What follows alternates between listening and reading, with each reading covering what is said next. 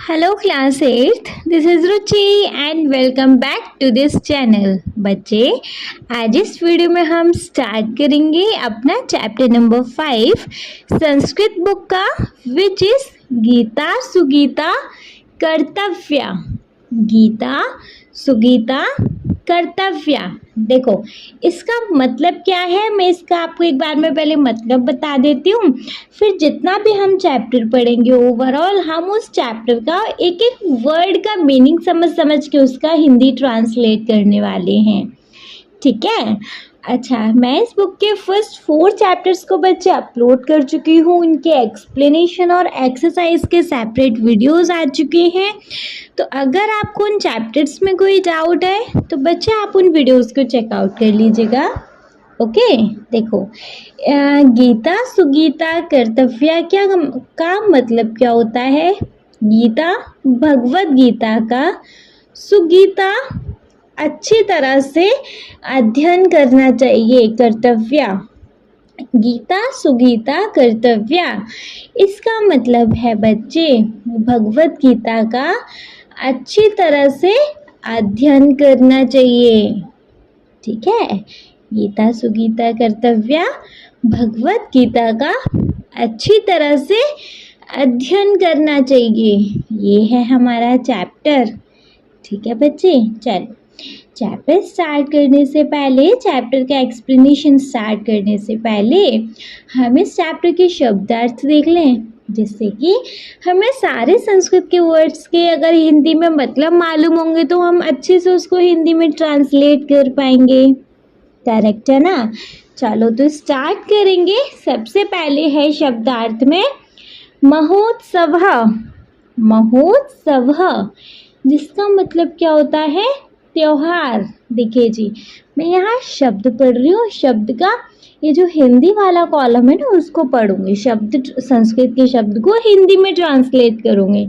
अगर आपको संस्कृत के शब्द को संस्कृत के ही अर्थ में देखना है तो संस्कृत का अर्थ लिखा है, फिर हिंदी में ट्रांसलेशन लिखा है उसका, इंग्लिश में भी उसका मतलब लिखा है, और अगर आप कोई और मातृभाषा जानते हो तो फिर आप उसको उसमें ट्रांसलेट कर लीजिएगा। ठीक है, जैसे सबसे पहले है महोत्सव, जिसका मतलब तो हमें नॉर्मल पता है, महोत्सव त्योहार, तो महोत्सव त्योहार। कथावाचक, कथावाचक, जिसका मतलब है कथावाचक। नेक्स्ट है सुगीता। सुगीता का मतलब है अच्छी तरह से गाई जाने वाली। देखो, सुगीता अच्छी तरह से गाई जाने वाली।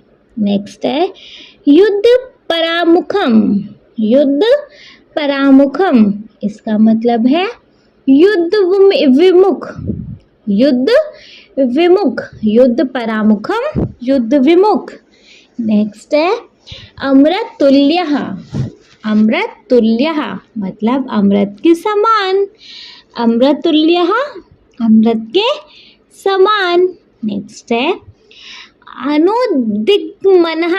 अनुद्विग्मनः, जिसका मतलब है अविचलित मन वाला, जिसका मन अविचलित रहता है ना, तो अविचलित मन वाला।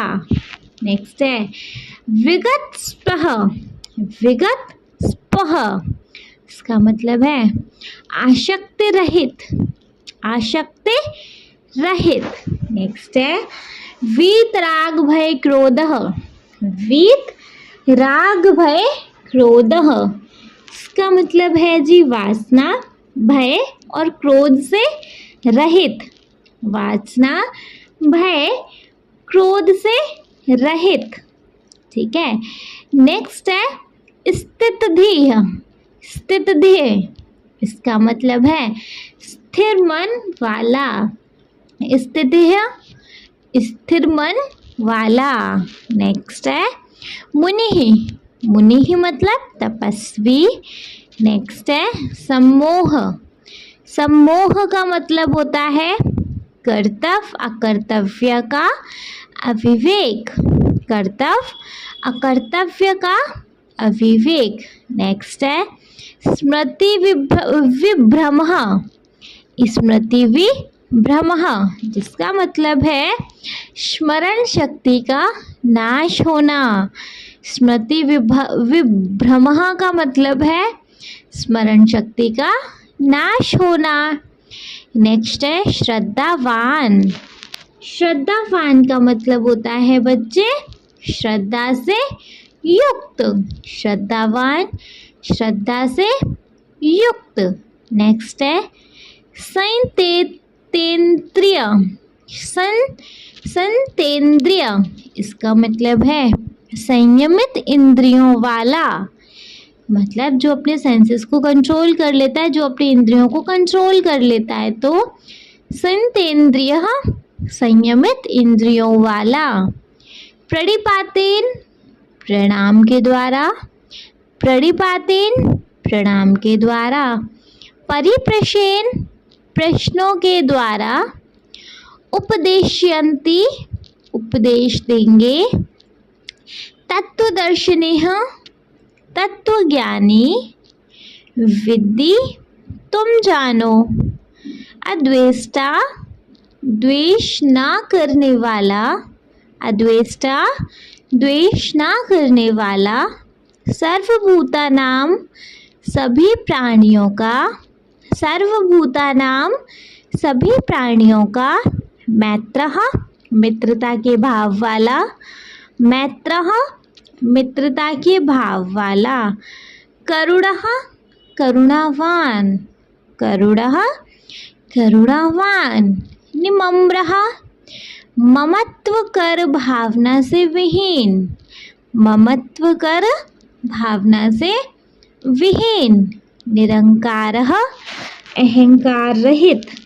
निरंकारः अहंकार रहित। सम दुख सुख। सम दुख सुख मतलब सुख और दुख में समान भाव वाला। सुख और दुख में समान भाव वाला। शमी क्षमाशील। शमी क्षमाशील। उद्विजते मतलब उद्विग्न होता है। उद्विजते उद्विग्न होता है। लोकः संसार। हर्षामर्ष भयोद्वेगः। हर्षामर्ष भयोद्वेगः हर्ष क्रोध भय और चिंताओं से। हर्ष क्रोध भय और चिंताओं से। यतात्मा मतलब यति या फिर जिसने इंद्रियों को अपने नियंत्रण में कर लिया है। यतात्मा यति जिसने इंद्रियों को अपने नियंत्रण में कर लिया है। नेक्स्ट है दृढ़ निश्चय। नेक्स्ट है दृढ़ निश्चय मतलब दृढ़ निश्चय वाला। नेक्स्ट है अपीर्त मनोबुद्धि। नेक्स्ट है अपीर्त मनोबुद्धि मतलब मन और बुद्धि को अपीर्त करने वाला। मन और बुद्धि को अपीर्त करने वाला, अर्पित करने वाला। नेक्स्ट है अनुद्वेगकरम। अनुद्वेगकरम इसका मतलब है व्याकुलता ना करने वाला। अनुद्वेगकरम व्याकुलता ना करने वाला। अभ्यसनम अभ्यास। वाक्यम वाचिक है ना, वाम्यम वाचिक। ठीक है जी, ये सारे थे हमारे शब्दार्थ। वंस इनको एक बार और अच्छे से रीड कर ले। देखो जल्दी जल्दी कर लेंगे अब। महोत्सव त्योहार। कथावाचक कथावाचक। सुगीता अच्छी तरह से गाई जाने वाली। युद्ध परामुखम युद्ध विमुख। अमृत तुल्य अमृत के समान। अनुद्विग्मनः अविचलित मन वाला। विगत स्पृह आसक्ति रहित। वीत राग भय क्रोध वासना भय और क्रोध से रहित। स्थिति स्थिर मन वाला, मुनिः तपस्वी, सम्मोह कर्तव्य का अविवेक, स्मृति विभ्रम स्मरण शक्ति का नाश होना, श्रद्धावान श्रद्धा से युक्त, संयतेन्द्रिय संयमित इंद्रियों वाला, प्रणिपातेन प्रणाम के द्वारा, परिप्रश्न प्रश्नों के द्वारा, उपदेशयन्ति उपदेश देंगे, तत्वदर्शिनः तत्वज्ञानी, विद्धि तुम जानो, अद्वेष्टा द्वेष ना करने वाला, सर्वभूतानां सभी प्राणियों का, मैत्रः मित्रता के भाव वाला, करुणः करुणावान, निर्ममः ममत्व कर भावना से विहीन, निरहंकारः अहंकार रहित, सम दुख सुखः सुख और दुख में समान भाव वाला, शमी क्षमाशील, उद्दीजते उद्विग्न होता है, लोकः संसार, हर्षामर्ष भयोद्विग्य है, हर्ष क्रोध भय और चिंताओं से, यतात्मा यति या फिर जिसने इंद्रियों को अपने नियंत्रण में कर लिया है। नेक्स्ट है दृढ़ निश्चय है, दृढ़ निश्चय वाला, अर्पित मनोबुद्धि मन और बुद्धि को अर्पित करने वाला, अनुद्वेगकरम व्याकुलता ना करने वाला, अभ्यासनम अभ्यास, वाच्यम वाचिक।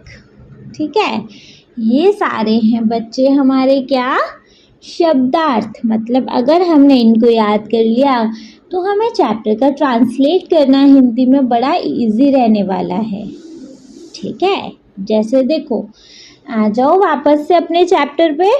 चैप्टर का नेम है गीता सुगीता कर्तव्य, मतलब भगवत गीता का अच्छी तरह से अध्ययन करना चाहिए। ठीक है, चलो लाइन्स पे आ जाओ। कुरुक्षेत्रे श्री गीता जयंती महोत्सवः आचरितः, तत्र बहवः जना अगच्छन्, रमेशः अपि स्वजनकेन सह तत्र गतवान्, कथावाचकः गीतायाः विषये वर्णयति स्म। मैम आपने तो एक बार में पढ़ दिया, अब हमें कैसे मालूम चलेगा? बच्चे ऐसे मालूम चलेगा, पेंसिल लेके बैठिए, एक एक वर्ड का हिंदी में अब मतलब समझिए। कुरुक्षेत्र, कुरुक्षेत्र में, कुरुक्षेत्र में श्री गीता जयंती महोत्सव, महोत्सव, आचरितः, आचरितः मतलब आचरण किया गया था, आचरितः आचरण किया गया था। तो कुरुक्षेत्रे श्री गीता जयंती महोत्सव आचरितः मतलब कुरुक्षेत्र में श्री गीता जयंती महोत्सव आचरण किया गया था। तत्र बहवः जना आगच्छन्, तत्र मतलब वहाँ, बहवः बहुत, जनः लोग, अगच्छन् गए थे, वहाँ बहुत लोग गए थे। तत्र बहवः जना आगच्छन्, वहाँ बहुत लोग गए थे। रमेशः अपि स्वजनकेन सह तत्र गतवान्, रमेशः रमेश, अपि भी, स्वजनकेन, स्वजनकेन अपने पिता के, सह साथ, स्वजन मतलब अपने पिता के सह, अपने पिता के साथ, तत्र वहाँ, गतवान गया था। रमेश भी अपने पिता के साथ वहाँ गया था, रमेश भी अपने पिता के साथ वहाँ गया था। ठीक है, कथावाचकः गीताया विषये वर्णयति स्म। कथावाचक कथा को वाचन करने वाला, कथावाचक कथा को वाचन करने वाला, कथा को वाचन करने वाला गीताया विषय गीता के बारे में वर्णयति स्म वर्णन करता था। कथा को वाचन करने वाला गीता के बारे में वर्णन करता था। क्या मतलब है? कुरुक्षेत्रे श्री गीता जयंती महोत्सव आचरित। कुरुक्षेत्र में श्री गीता जयंती महोत्सव आचरण किया गया था। तत्र बहवः जना अगच्छन्, वहाँ बहुत लोग गए थे। रमेशः अपि स्वजनकेन सह तत्र गतवान्, रमेश भी अपने पिता के साथ वहाँ गया था। कथावाचकः गीताया विषये वर्णयति स्म, कथा को वाचन करने वाला गीता के बारे में वर्णन करता था। क्लियर? चलिए नेक्स्ट इसमें क्या वर्णन करता है वो देखा है। गीता सुगीता कर्तव्या किमन्यः शास्त्र विस्तरे या स्वयं पदानाभस्य मुखपदाद्विनी श्रता। गीता सुगीता कर्तव्या किमन्यः शास्त्र विस्तरे ता स्वयं पदानाभस्य मुखपदाद्विनी श्रता। इसका क्या मतलब है? भगवत गीता का, देखो गीता सुगीता कर्तव्य, इसका तो मतलब पता है कि भगवत गीता का अच्छी तरह से अध्ययन करना चाहिए। अन्य शास्त्रों के विस्तृत अध्ययन की क्या आवश्यकता है और दूसरे शास्त्रों का अध्ययन करने की क्या ज़रूरत है? हमें भगवत गीता का ही अच्छी तरह से अध्ययन करना चाहिए। या स्वयं पदानाभस्य मुख्य पदाद्विनी श्रद्धा, जो गीता स्वयं भगवान श्री कृष्ण के मुख से निकली हुई है, जो कि सर्वोच्च ज्ञान का स्रोत है। जो गीता स्वयं भगवान श्री कृष्ण के मुख से निकली है, वो जो कि सर्वोच्च ज्ञान का स्रोत है। आ रहा है समझ? तो वापस से इन दोनों को पूरा देख लें, पूरा अभी से यहाँ तक देख लें। देखो, कुरुक्षेत्रे श्री गीता जयंती महोत्सव आचरितः, तत्र बहवः जना अगच्छन्, रमेशः अपि स्वजनकेन सह तत्र गतवान्। कथावाचकः गीताया विषये वर्णयति स्म। इसके बाद है गीता सुगीता कर्तव्या किमन्ये शास्त्र विस्तरे या स्वयं पद्मनाभस्य मुखपदामनि ध्वनि श्रता। पूरे का क्या मतलब है? कुरुक्षेत्र में श्री गीता जयंती महोत्सव आचरण किया गया था। वहाँ बहुत लोग गए थे। रमेश भी अपने पिता के साथ वहाँ गया था। कथा को वाचन करने वाला कथा के बारे में वर्णन करता था। क्या वर्णन करता था? कि भगवत गीता का अच्छी तरह से अध्ययन करना चाहिए। अन्य शास्त्रों के विस्तृत अध्ययन की क्या आवश्यकता है? जो गीता स्वयं भगवान श्री कृष्ण के मुख से निकली हुई है, जो सर्वोच्च ज्ञान का स्रोत है।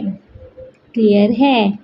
चलो नीचे एक लाइन है, इदं श्रुत्वा रमेशः पितरम् अपृच्छत्, पितः गीता का कथम सुगीता कर्तव्या।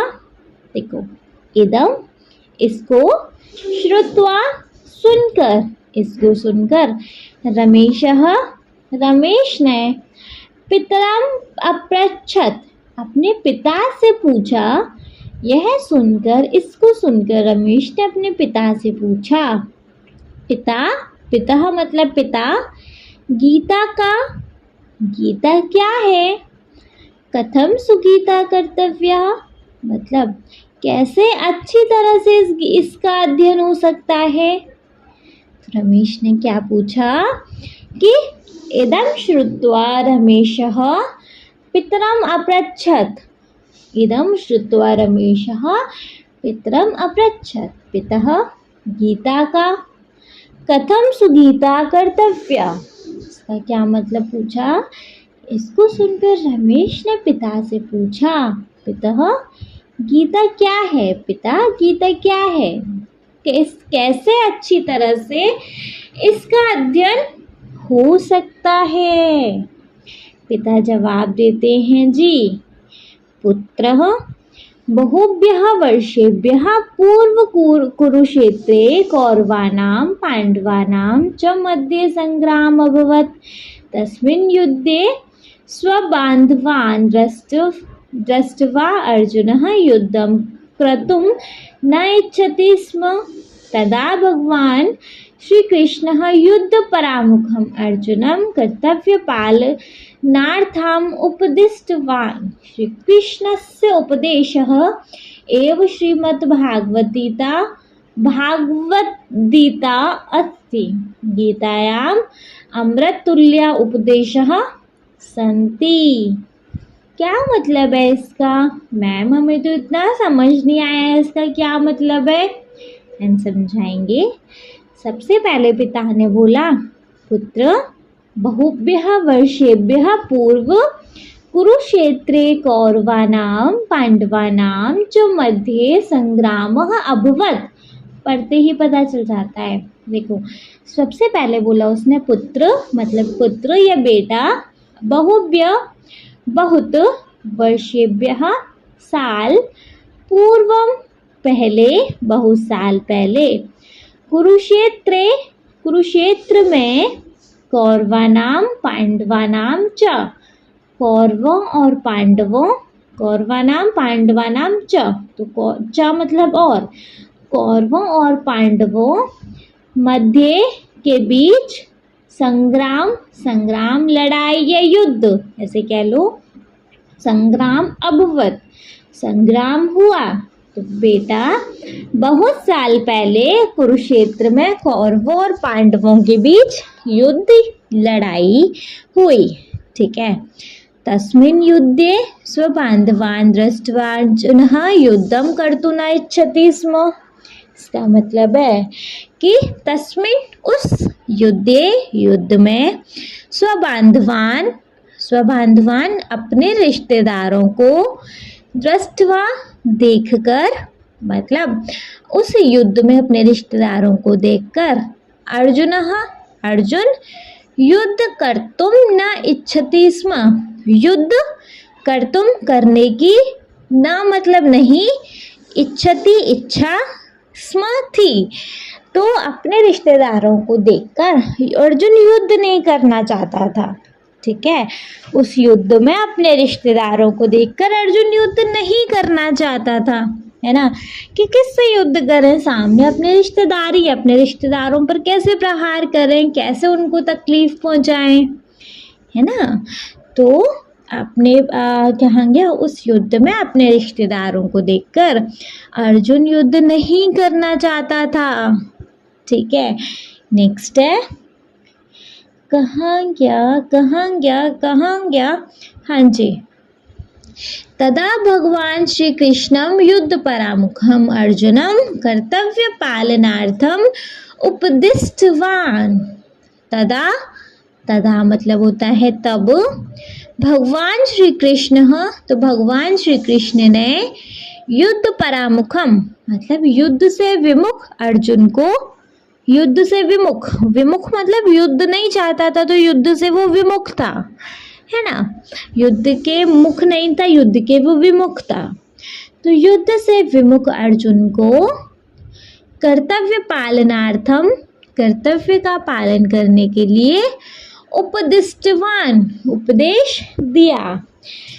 तब भगवान श्री कृष्ण ने युद्ध से विमुख अर्जुन को अपने कर्तव्य का पालन करने के लिए उपदेश दिया, ठीक है। समझ में आया। तब भगवान श्री कृष्ण ने युद्ध से विमुख अर्जुन को अपने कर्तव्य का पालन करने के लिए उपदेश दिया। क्या उपदेश दिया। श्री कृष्ण से उपदेश एव श्रीमद्भागवत गीता अस्ति। श्री कृष्णस्य मतलब श्री कृष्ण के उपदेशः उपदेश ही एव उपदेश एव मतलब ही श्रीमद्भागवत गीता अस्ति है। इसका मतलब है श्री कृष्ण के उपदेश ही श्रीमद् भगवद गीता है। तो मतलब जो पूरा श्रीमद् भगवद गीता है ना, वो पूरा का पूरा हमारा श्री कृष्ण के उपदेशों पर निर्भर है। ठीक है। गीतायाम अमृततुल्यः उपदेशः सन्ति।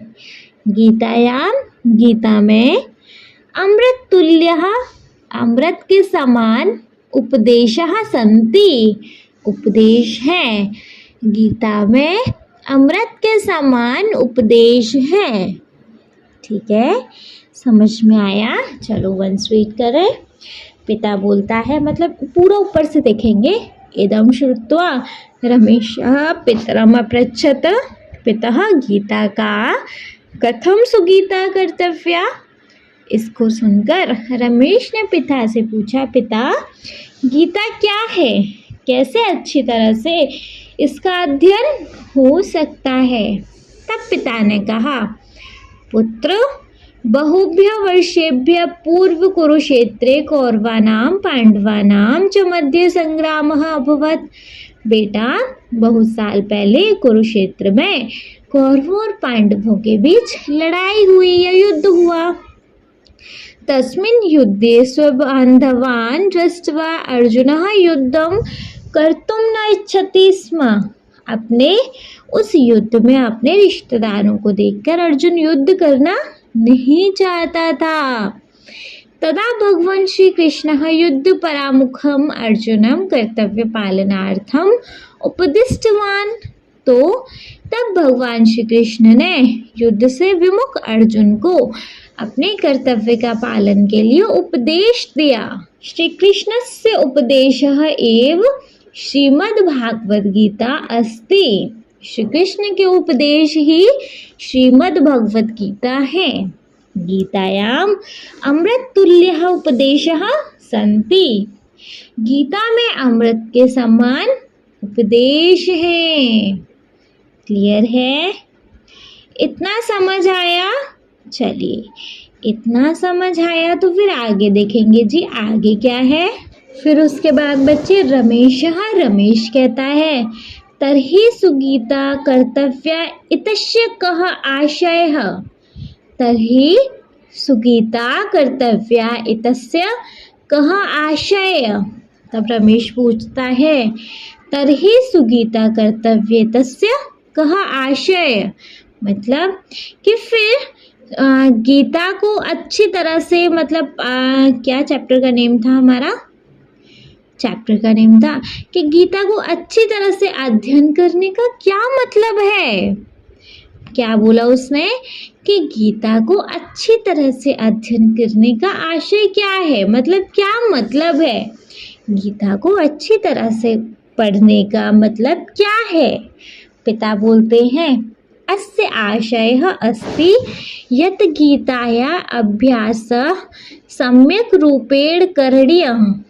गीता उत्तम भावेन पठित्वा कार्यक्षेत्रे जीवनक्षेत्रे च गीताया उपदेशः अनुपालनीयः। अस्मिन् पाठे वयं श्रीमद्भागवद्गीताया काश्चन श्लोकानां पठामः। वयं श्लोकानां मिलित्वा गायम् अपि।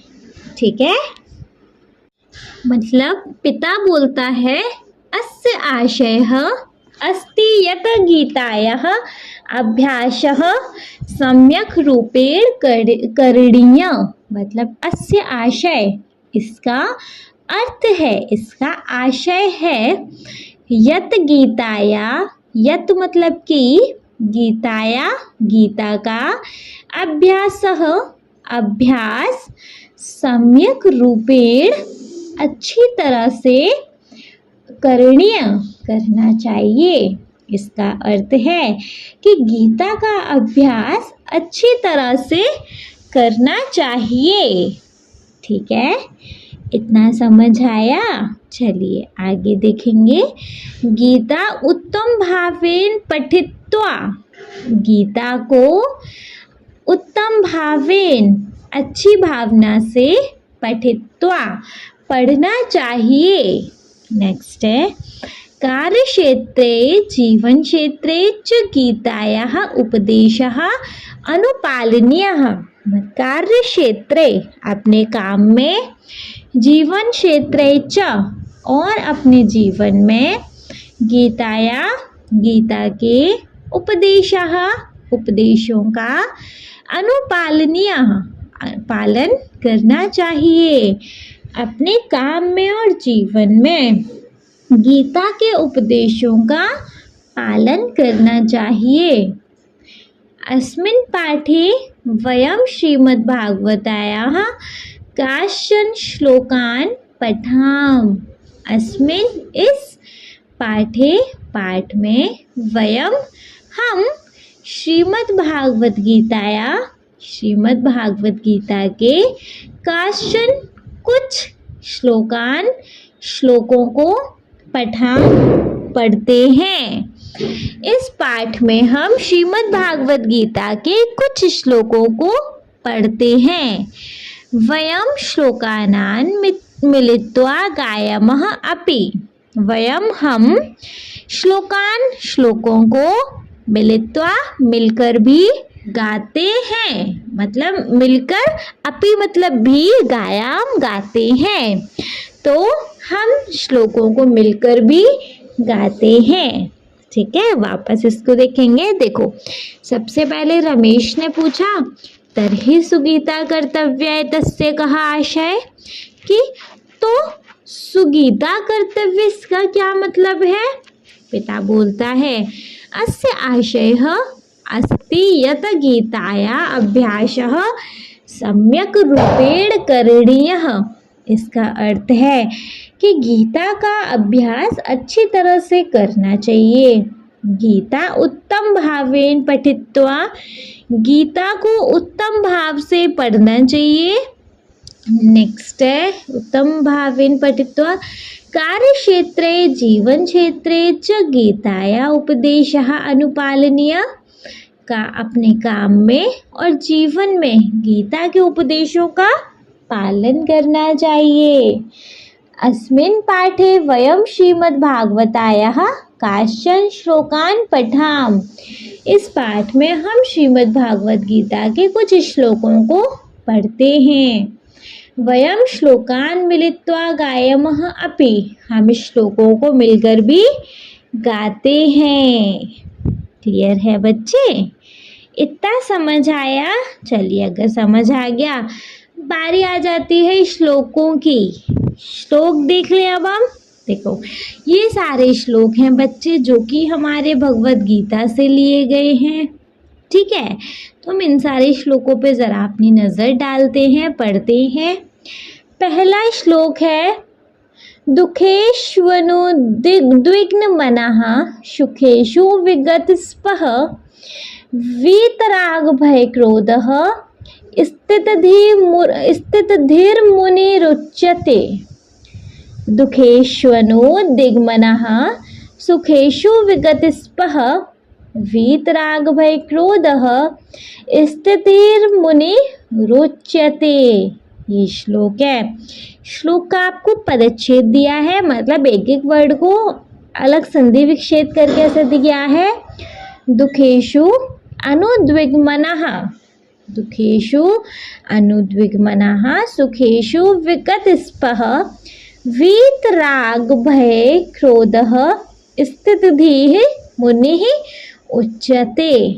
इसका अन्वय है बच्चे, दुःखेषु, अग्नि कहाँ गया?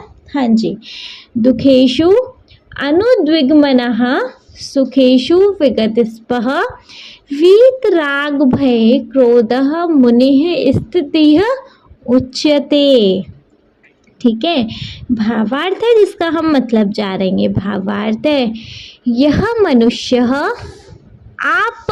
आपातकालेषु उत्गमन अनुभवति, यह सुख प्राप्ते अपि निस्पृह इच्छारहिता भवति। यह इच्छा आसक्ति भय क्रोधः इत्येभ्यः मुक्ति भवति। सः मौनी पुरुषः स्थितप्रज्ञः भवति। इसका क्या मतलब है? यह मनुष्यः आपातकालेषु उद्गमं न अनुभवति। यह जो मनुष्य आपातकालेषु दिक्कत या मुश्किल के उद्वेग के समय में, मतलब उद्वेगम बेचैनी या घबराहट न अनुभवती, नहीं अनुभव करता है या उसको नहीं होती है, तो जो मनुष्य दिक्कत या मुश्किल के समय में बेचैनी या घबराहट नहीं होती है, यह सुख प्राप्ति अपि निष्पृह भवति। यह जो सुख प्राप्ति, सुख को पाने के लिए अपि भी निष्पृह भवति। निष्पृह मतलब इच्छा रहित, है ना, कि जो जिसको इच्छा नहीं है सुख पाने की, तो जो सुख को पाने के लिए भी नहीं चाहता है, यह इच्छा आसक्ति ही भयः क्रोधः इत्येभ्यः मुक्तः भवति।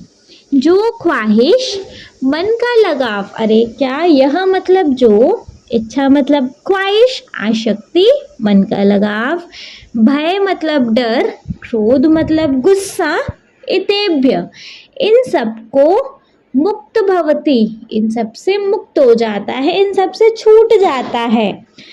सह मौनी पुरुषः स्थित प्रज्ञ भवति। सह वह मौनी पुरुष, ना बोलने वाला, मौन व्यक्ति, ना बोलने वाला व्यक्ति, स्थित प्रज्ञ भवति बनता है। तो वह ना बोलने वाला व्यक्ति स्थित प्रज्ञ बनता है। क्लियर है? समझ आ रहा है? चलिए, अगर समझ आ रहा है तो देखेंगे बच्चे इसके आगे। देखो, वापस से पढ़ते हैं। यह मनुष्य आपातकालेषु उद्वेगं न अनुभवति। जो मनुष्य दिक्कत या मुश्किल के समय में बेचैनी या घबराहट नहीं महसूस करता है, यह सुख प्राप्ति अपि निष्पृह भवति।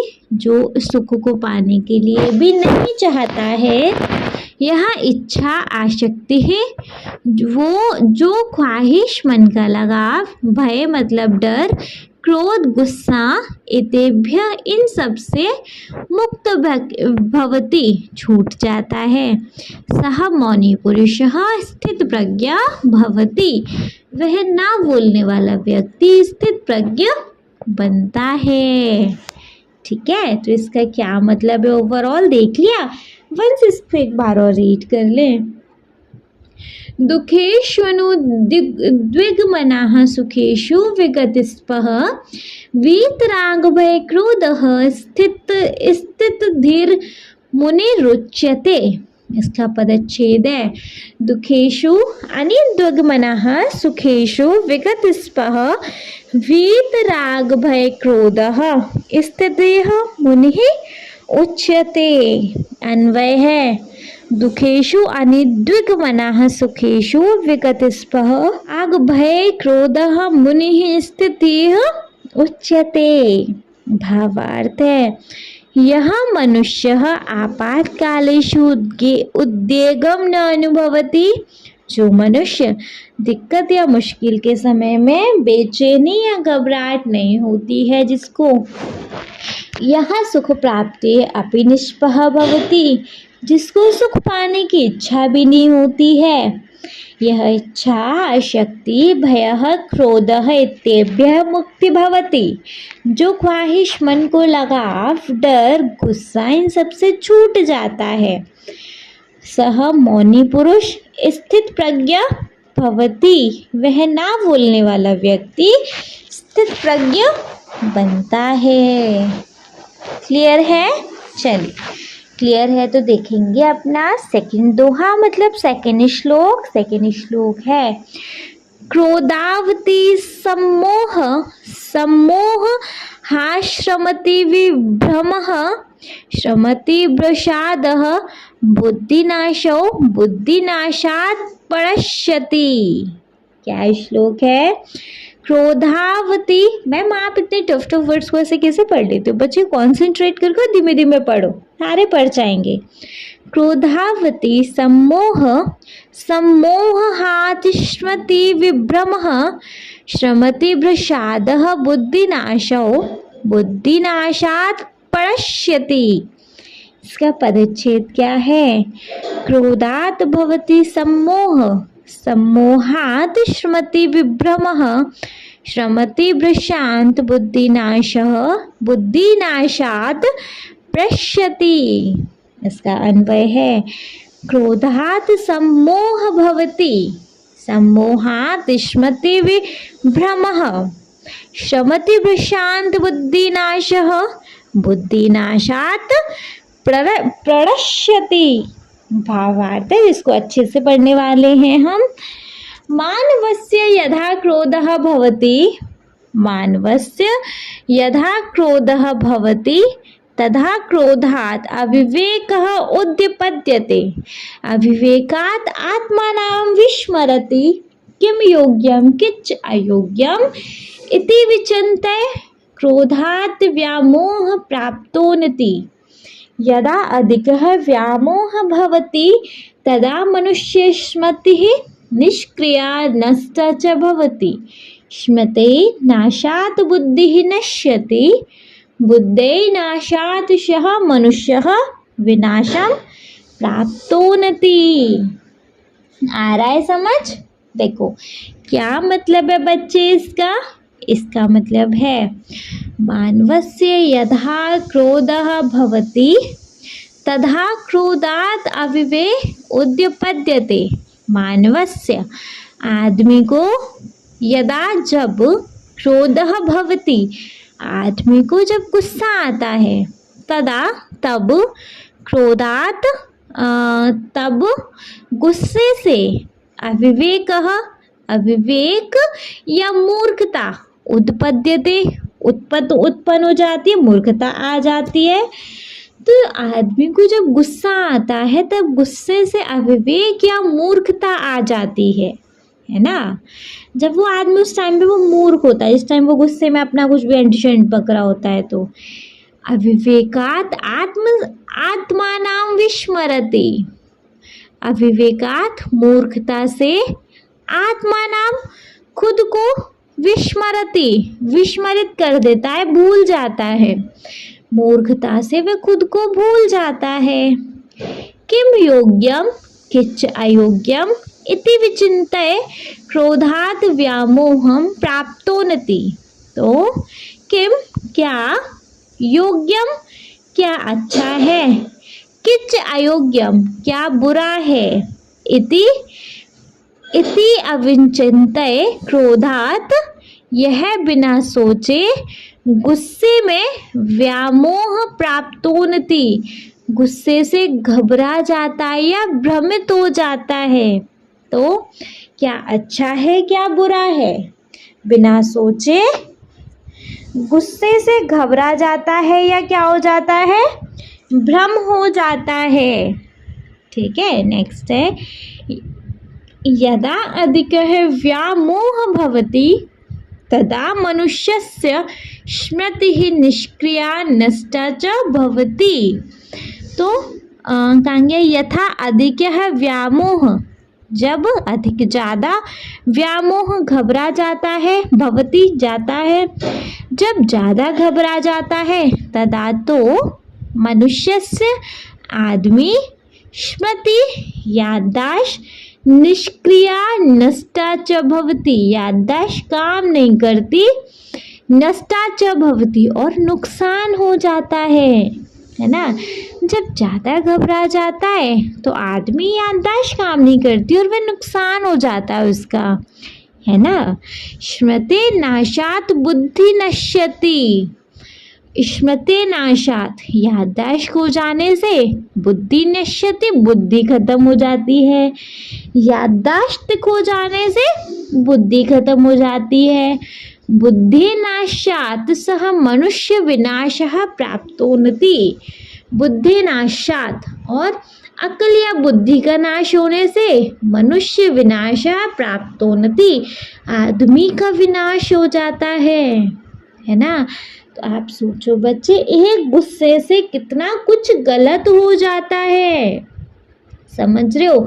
सिर्फ एक गुस्से में इंसान कितना कुछ गलत कर देता है कि जब आदमी को गुस्सा आता है तो वह गुस्से से अविवेक से उसको मूर्खता आ जाती है ना। उससे में वो पागल हो जाता है और वो उस मूर्खता में खुद को भूल जाता है कि वह क्या सही कर रहा है या क्या गलत कर रहा है ना।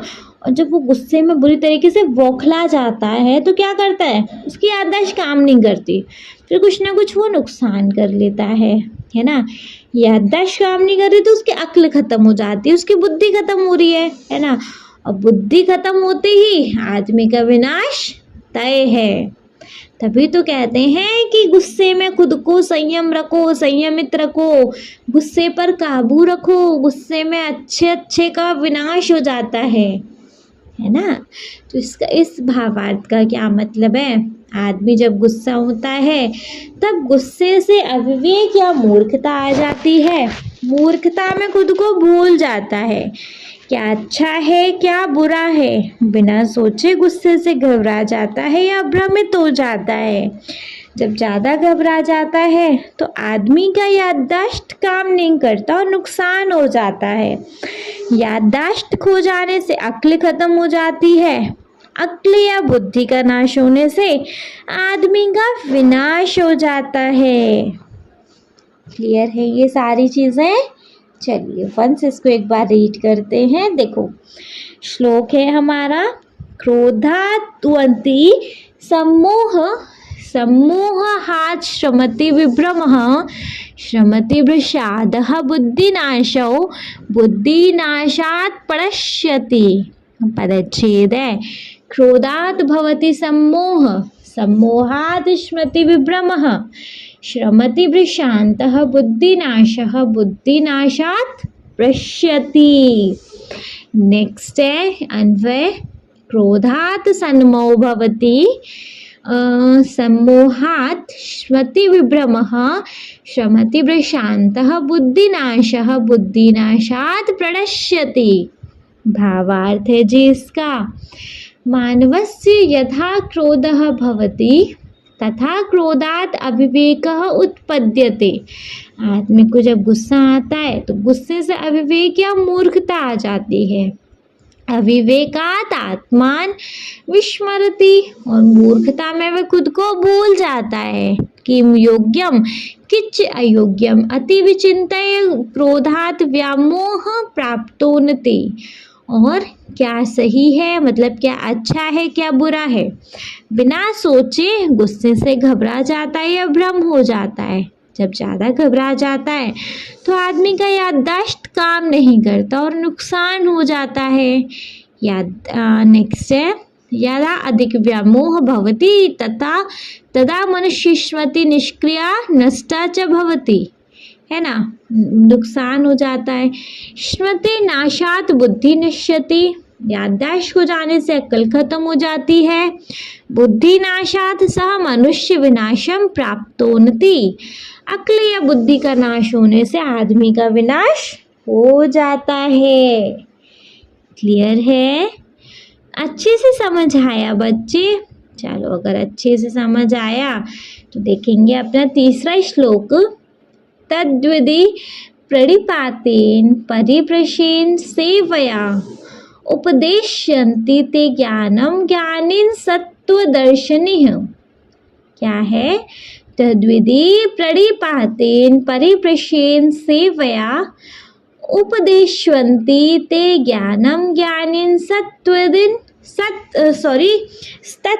तत्वदर्शिनः।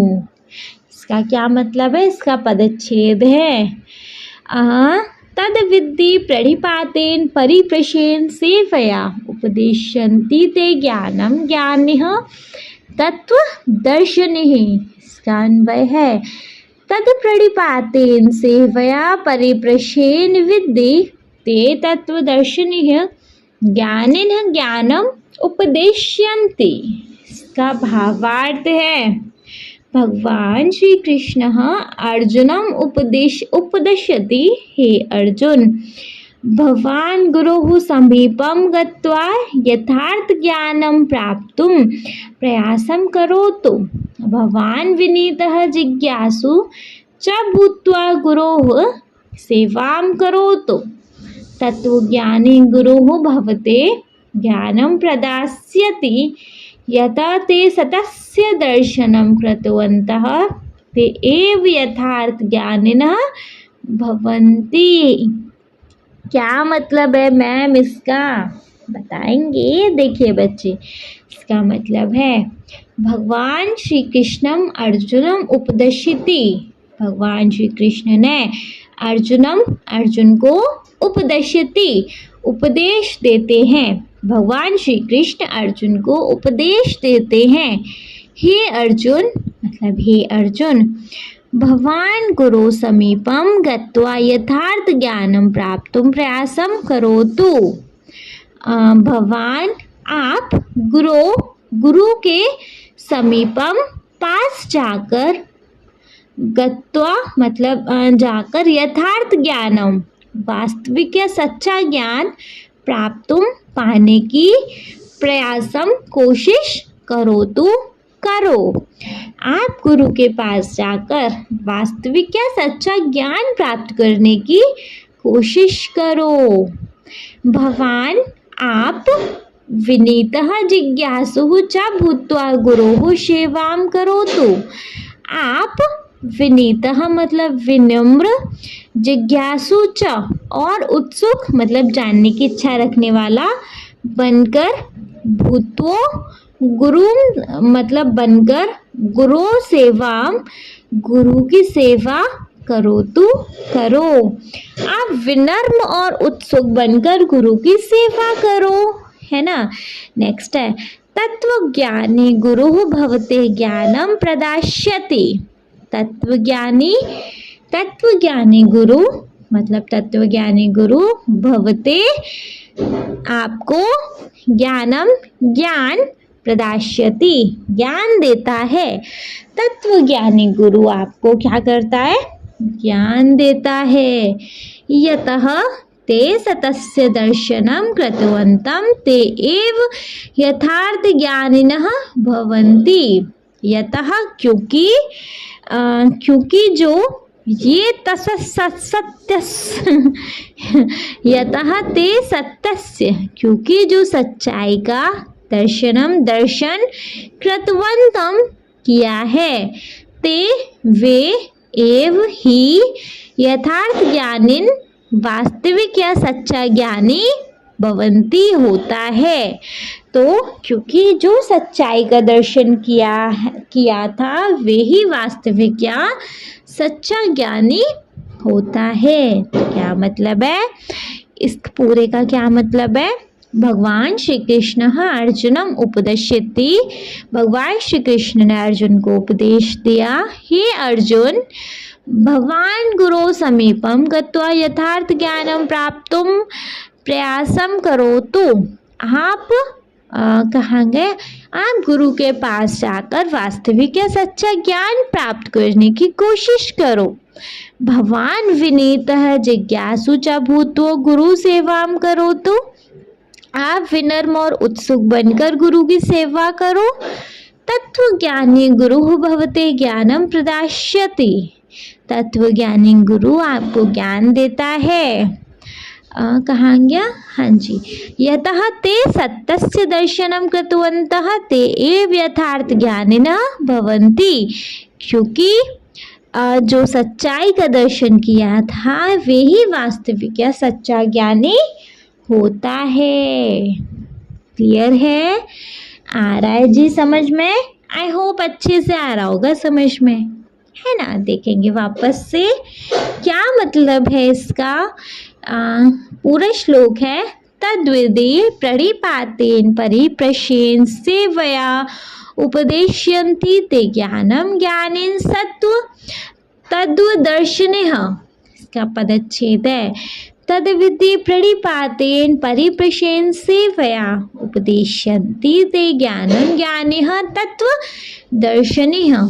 अन्वय है तद प्रणिपातेन सेवया परिप्रशेन विद्यते तत्त्वदर्शिनः ज्ञानिनः ज्ञानम उपदेशयन्ति। भावार्थ है इसका, भगवान श्री कृष्ण अर्जुन उपदेशति, हे अर्जुन भगवान गुरो समीपम गत्वा यथार्थ ज्ञानं प्राप्तुं प्रयासं करोतु। भवान विनीतः जिज्ञासु च भूत्वा गुरुसेवां करोतु। तत्त्वज्ञानी गुरुः भवते ज्ञानं प्रदास्यति। यतः ते सतस्य दर्शनं कृतवन्तः ते एव यथार्थ ज्ञानिनः भवन्ति। मतलब है इसका, भगवान श्री कृष्ण ने अर्जुन को उपदेश दिया कि हे अर्जुन, आप गुरु के पास जाकर वास्तविक या सच्चा ज्ञान प्राप्त करने की कोशिश करो। आप विनम्र और उत्सुक बनकर गुरु की सेवा करो।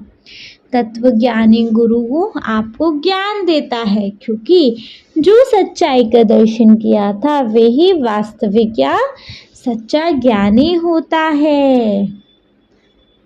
क्लियर है? समझ में आया? आई होप समझ में आ गया होगा।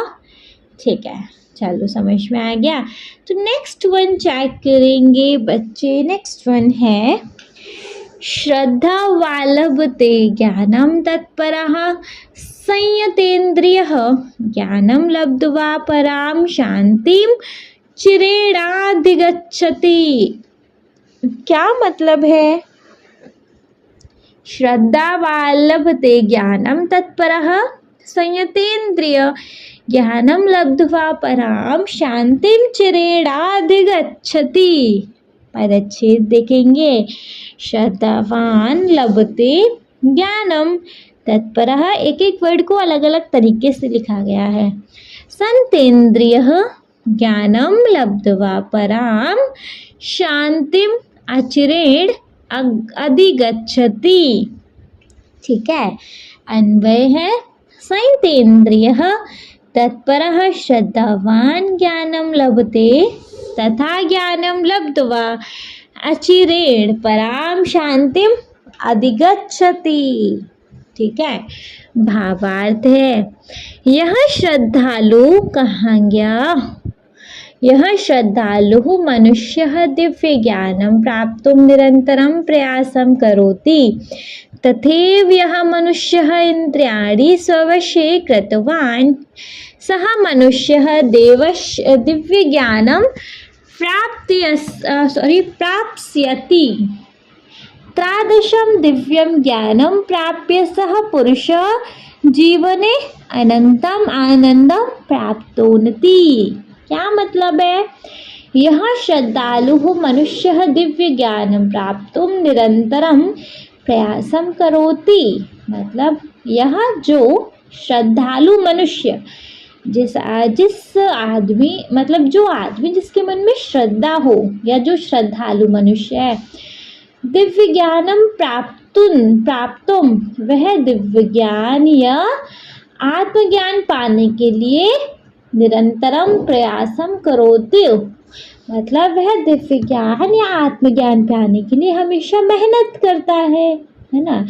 जो आदमी जिसके मन में श्रद्धा हो वह दिव्य ज्ञान या आत्मज्ञान पाने के लिए हमेशा मेहनत करता है।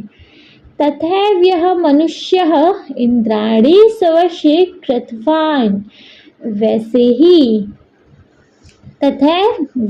ही यह जो मनुष्य इंद्रियाणि अपने इंद्रियों को स्ववशे अपने अधीन किया है। मतलब वैसे ही जो मनुष्य अपने इंद्रियों को अपने अधीन कर लिया है, सह मनुष्यः दिव्य ज्ञानं प्राप्स्यति। वह सह मतलब वह, मनुष्य मतलब आदमी, दिव्य ज्ञानं प्राप्स्यति दिव्य ज्ञान पाएगा। वह आदमी दिव्य ज्ञान पाएगा। तादृशं दिव्यं ज्ञानं प्राप्ति सह पुरुषः जीवने अनन्तम् आनन्दं प्राप्नोति। तादृशं वैसा दिव्य ज्ञानम, दिव्य ज्ञान प्राप्त पाकर, सह मतलब वह, पुरुषः आदमी, जीवन में, अनंतम असीम, आनंदम आनंद, प्राप्तोन्ति पाता है। वैसा दिव्य ज्ञान पाकर वह आदमी जीवन में असीम आनंद पाता है। ठीक है, तो यह श्रद्धालु मनुष्य दिव्य ज्ञान प्राप्तुम निरंतरम प्रयासम करोति। जो आदमी जिसके मन में श्रद्धा हो वह दिव्य ज्ञान या आत्मज्ञान पाने के लिए हमेशा मेहनत करता है। तथैव यह मनुष्य इंद्राणि स्वशे कृतवान, वैसे ही जो आदमी अपनी इंद्रियों को अपने अधीन किया है, सह मनुष्य दिव्य ज्ञानम प्राप्स्यति, वह आदमी दिव्य ज्ञान पाएगा। तादृशं दिव्यम ज्ञानम प्राप्त सह पुरुष जीवने अनंतम आनंदम प्राप्तोन्ति, वैसा दिव्य ज्ञान पाकर वह आदमी जीवन में असीम आनंद पाता है। ठीक है, आया समझ? चलिए आया तो वंस रीड करते चलेंगे बच्चे। है श्रद्धावान लभते ज्ञानम तत्परः शयतेन्द्रियः, ज्ञानम लब्ध्वा पराम शांतिम चिरेणाधिगच्छति। इसका पदच्छेद है श्रद्धावान लभते ज्ञानम तत्परः शयतेन्द्रियः, ज्ञानम लब्ध्वा पराम शांतिम अचिरेण अधिगच्छति। अन्वय है शयतेन्द्रियः तत्परः श्रद्धावान ज्ञानम लभते तथा ज्ञानम लब्ध्वा अचिरेण परा शांतिम अधिगच्छति। इसका भावार्थ है यह श्रद्धालु मनुष्य दिव्य ज्ञानम प्राप्तुम निरंतरम प्रयासम करोति। तथैव यह मनुष्य इंद्राणि स्वशे कृतवान् सह मनुष्य दिव्य ज्ञानम प्राप्स्यति। तादृशं दिव्य ज्ञानम प्राप्त सह पुरुषः जीवने अनंतम आनंदम प्राप्तोन्ति। जो आदमी जिसके मन में श्रद्धा हो वह दिव्य ज्ञान या आत्मज्ञान पाने के लिए हमेशा मेहनत करता है। वैसे ही जो आदमी अपने इंद्रियों को अपने अधीन किया हो वह आदमी दिव्य ज्ञान पाएगा। वैसा दिव्य ज्ञान पाकर वह आदमी जीवन में असीम आनंद पाता है। क्लियर है? समझ आया? नहीं आया तो कमेंट बॉक्स है फिर बच्चों आपके लिए, है ना। चलिए नेक्स्ट सीखेंगे। So the next we have 5th shlok है अद्वेष्टा सर्वभूतानां मैत्रः करुणः एव च निमम्रो निरहंकारः शमदुःख सुख शमी। अद्वेष्टा सर्वभूतानां मैत्रं करुण एव च निमम्रो निरहंकारं शम दुःख सुख शमी। इसका पदच्छेद है अद्वेष्टा सर्वभूतानां मैत्रः करुणः एव च निर्मम निरहंकारः शम दुःख सुख शमी। अन्वय है सर्वभूतानां अद्वेष्टा मैत्रः च करुणः एव निर्ममं निरहंकारं शम दुःख सुखम शमी। भावार्थ है हे अर्जुन, यह कस्यामपि परिस्थितौ विचलितः न भवति। यह ईर्ष्या रहितः समस्त प्राणिनां कृते मित्रभावयुत ये दयालु च भवति। यह मम्र रहितः अहंकारः वहीनः सुख दुखेषु समभावयुत क्षमाशीलः च भावति। तादृशः पुरुषः भगवतः अनंतं प्रियः भक्तः भवति। क्या मतलब है जी इसका? इसका मतलब है हे अर्जुन, मतलब हे अर्जुन, यह कस्यामपि परिस्थितौ विचलितः न भवति। यह मतलब जो कस्यामपि किसी भी हालात में, परिस्थितौ मतलब किसी भी हालात में, विचलित न भवति विचलित नहीं होता है। हे अर्जुन, जो किसी भी हालात में किसी चीज में विचलित नहीं होता है, मतलब परेशान नहीं होता है, यह ईर्ष्या रहित समस्त प्राणिनां कृते मित्र भावयुत दयालु च भवति। यह मतलब जो ईर्ष्या रहित, किसी से जलता नहीं है, समस्त प्राणिनां समस्त प्राणियों के साथ, कृते मित्र भावयुत सभी दोस्तों की भावना रखता है, दयालु च भवति और दयालु होता है। जो सभी प्राणियों के साथ दोस्तों की भावना रखता है और दयालु होता है। यह ममृत्व रहित अहंकार वहीन सुख दुखेषु संभाव्युत क्षमाशील च भवति। त्रादशः पुरुषः भगवतः अनन्त्यं प्रियः भक्तः भवति। यह मतलब जो मम रहित, जो यह मेरा नहीं है, मम रहित है जो मैं नहीं करता, जो ये मेरा नहीं है, सब भगवान का है, ऐसा भाव रखता है, का भाव रखता है। अहंकार वहीन, अहंकारी नहीं है। सुख दुखेषु संभाव्यतो, सुख और दुख को एक ही भाव से देखता है। क्षमाशील च भवति और माफ करने वाला होता है। तादर्शः पुरुषः, वैसा पुरुष, वैसा आदमी, भगवतः अत्यंतः प्रिय भक्त भवति, वैसा आदमी बहुत प्रिय भक्त होता है ना। तो हे अर्जुन, यह कस्यामपि परिस्थितौ विचलितः न भवति। हे अर्जुन, किसी भी हालात में, किसी भी चीज में परेशान नहीं होता है जो मनुष्य। यह ईर्ष्या रहित समस्त प्राणिनां कृते मित्र भावयुत दयालु च भवति, जो किसी से जलता नहीं है, सभी प्राणियों के साथ दोस्तों की भावना रखता है और दयालु होता है। यह ममत्व रहित अहंकार विहीन सुख दुखेषु संभावतु समाशील च भवति। तादृशः पुरुष भगवतः अत्यंतः प्रियः भक्त भवति।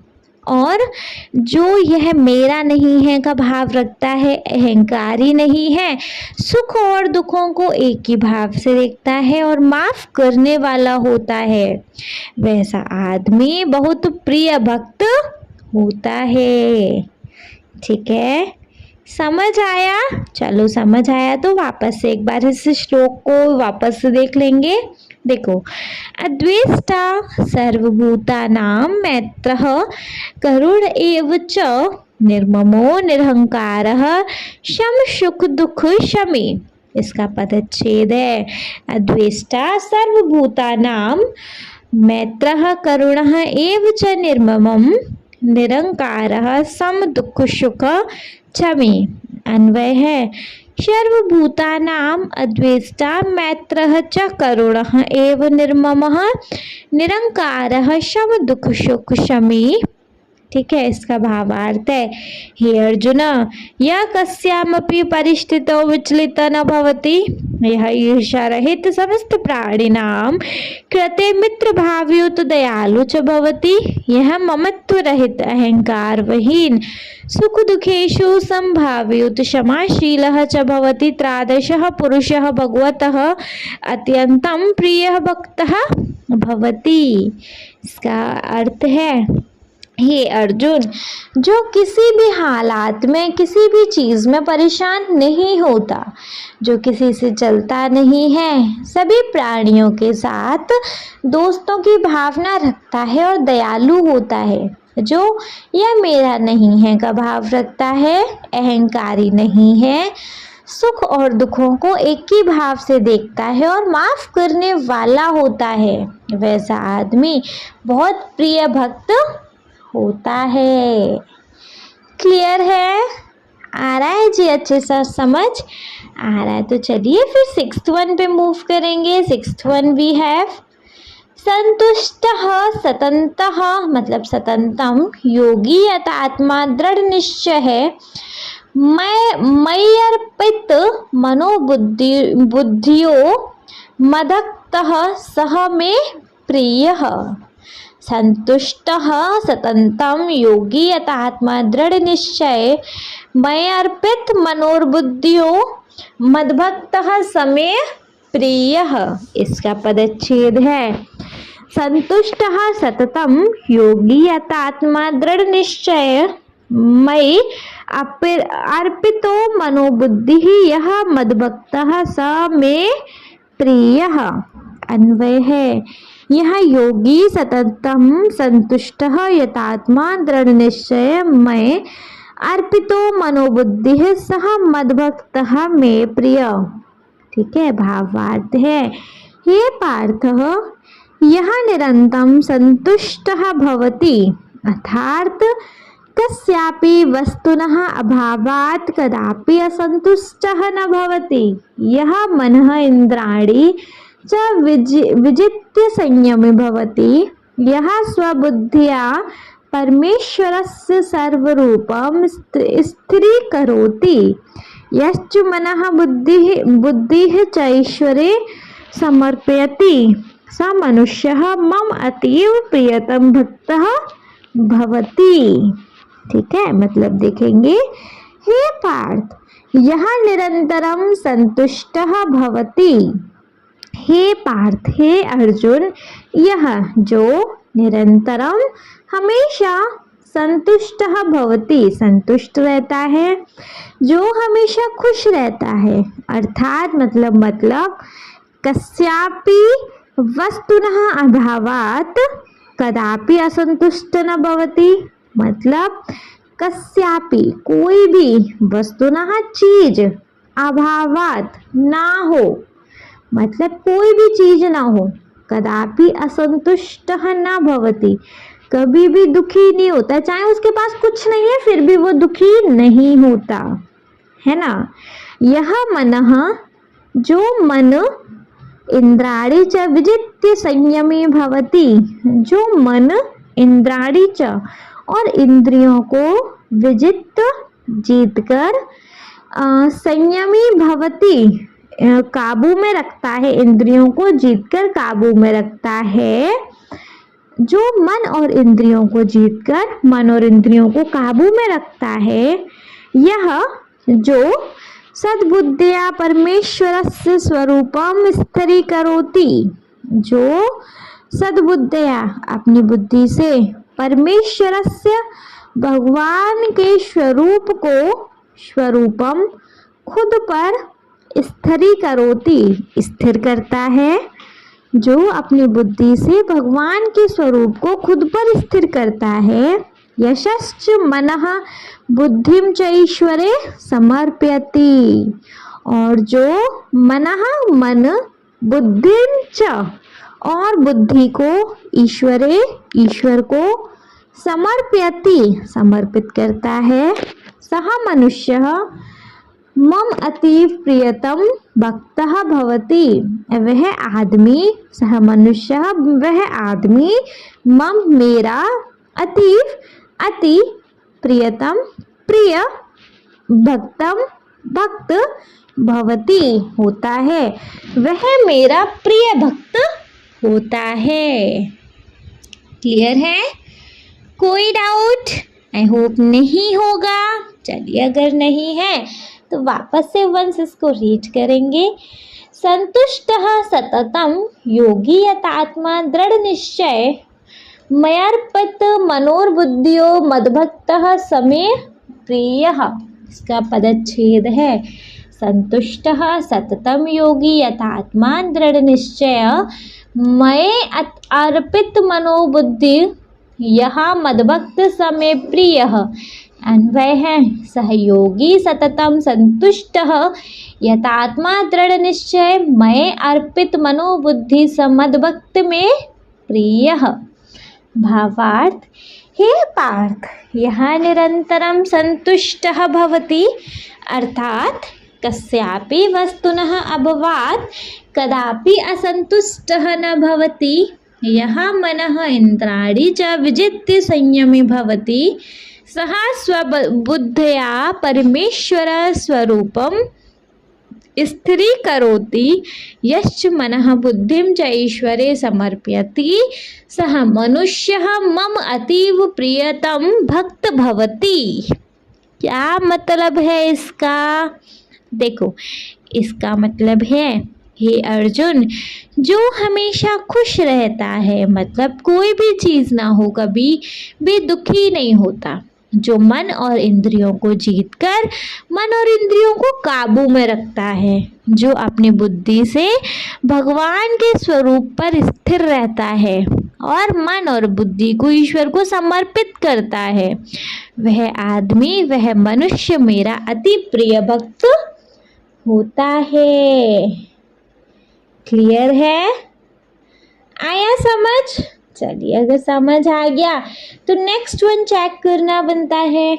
बच्चे, नेक्स्ट वन है, यस्मान्नोद्विज्यते लोकः लोकान्नोद्विज्यते च यः हर्षामर्षभयोद्वेगे मुक्तो यः स च मे प्रियः।